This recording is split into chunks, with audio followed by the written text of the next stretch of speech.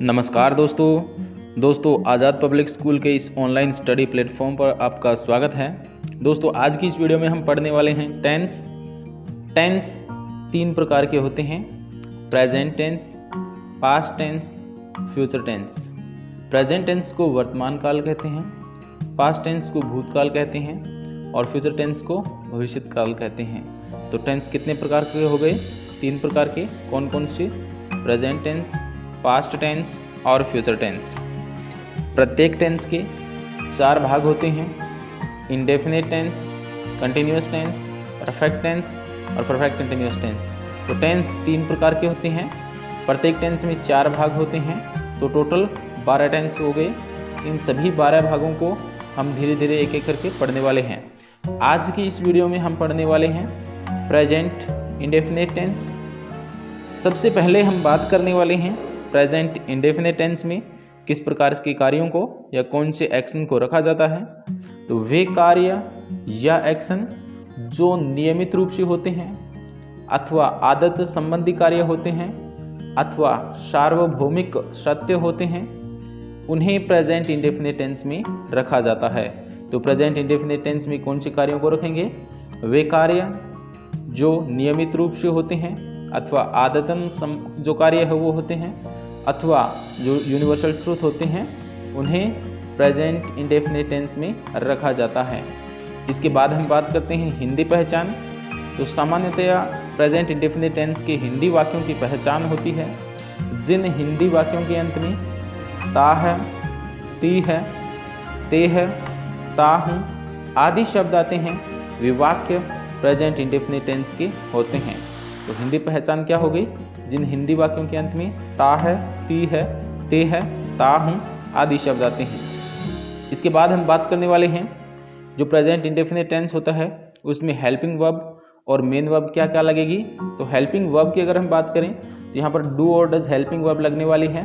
Do और does helping verb सिर्फ और सिर्फ नेगेटिव और इंटेरोगेटिव सेंटेंस में लगती है।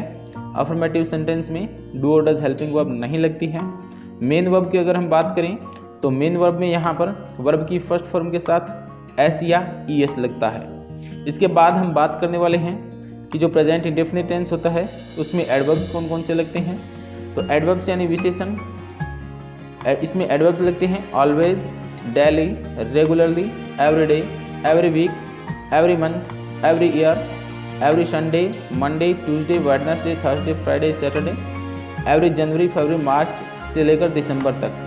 तो ये जो एडवर्ब्स है वो प्रेजेंट इंडेफिनिट टेंस में लगने वाले हैं।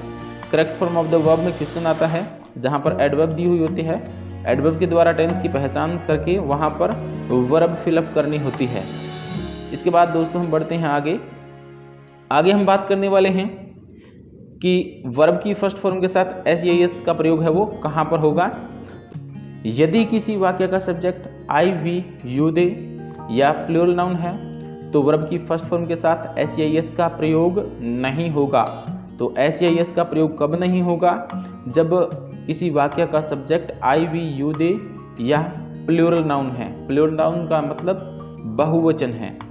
इसके बाद हम बात करें कि यदि वाक्य का सब्जेक्ट ही, सी, इट या सिंगुलर नाउन है तो वर्ब के साथ एस या एस का प्रयोग होगा। तो वर्ब के साथ में एस या एस का प्रयोग कब होगा? जब किसी भी वाक्य का सब्जेक्ट ही, सी, इट या सिंगुलर नाउन है। इसके बाद हम बात करते हैं एस या एस लगाने के नियमों के बारे में। तो यदि किसी भी वर्ब के अंत में S, double S, S H, C H, X, O और जेड है तो ई एस का प्रयोग होगा। ई एस का प्रयोग कहाँ पर होगा? यदि वर्ब के अंत में S, double S, S H, C H, X, O, Z है तो ई एस का प्रयोग होगा। बाकी सभी वर्ब के साथ में एस का प्रयोग होगा। ये एस और ई एस तभी लगेंगे जब किसी भी वाक्य का सब्जेक्ट ही, सी, इट या सिंगुलर नाउन है। ही, सी, इट या सिंगुलर नाउन है। दोस्तों यहाँ पर एक और बात ध्यान रखनी है कि यदि किसी भी वाक्य में डू या डज का प्रयोग हो गया, डू या डज का प्रयोग हो गया तो डू या डज लगने के बाद उस वाक्य में एस या एस का प्रयोग नहीं होगा। वहाँ पर सिर्फ और सिर्फ वर्ब की फर्स्ट फॉर्म का प्रयोग किया जाएगा। इसके बाद हम आगे बढ़ते हैं। आगे हम बात करने वाले हैं अफर्मेटिव सेंटेंसेस यानी सकारात्मक वाक्य। सबसे पहले हम सेंटेंस स्ट्रक्चर देखते हैं। तो किसी भी वाक्य के सेंटेंस स्ट्रक्चर में सबसे पहले आता है सब्जेक्ट, उसके बाद वर्ब की फर्स्ट फॉर्म आएगी इसमें, फिर एस या ई एस आएगा, यानी सब्जेक्ट के बाद में वर्ब आती है। वर्ब यहाँ पर वर्ब की फर्स्ट फॉर्म के साथ एस या ई एस आएगा प्लस ऑब्जेक्ट, और लास्ट में जो है वो अदर वर्ड यहाँ पर इसमें लगने वाले हैं। यहाँ पर हम कुछ वाक्यों को बनाते हैं। सबसे पहला वाक्य है वह स्कूल जाता है।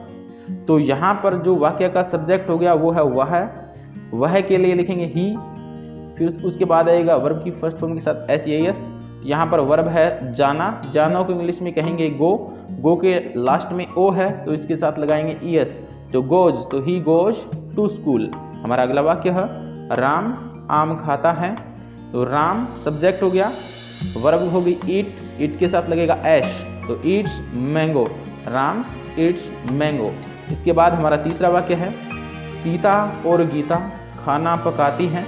Sita and Gita cook food, Sita and Gita cook food. हमारा अगला वाक्य है हम अंग्रेजी पढ़ते हैं। सब्जेक्ट हो गया वी प्लूरल है इसलिए वर्ब की फर्स्ट फॉर्म के साथ एस नहीं लगेगा, तो वी रीड इंग्लिश। हमारा अगला वाक्य है वे क्रिकेट खेलते हैं, तो दे प्ले क्रिकेट। इसके बाद हम नेगेटिव सेंटेंस के बारे में बात करते हैं।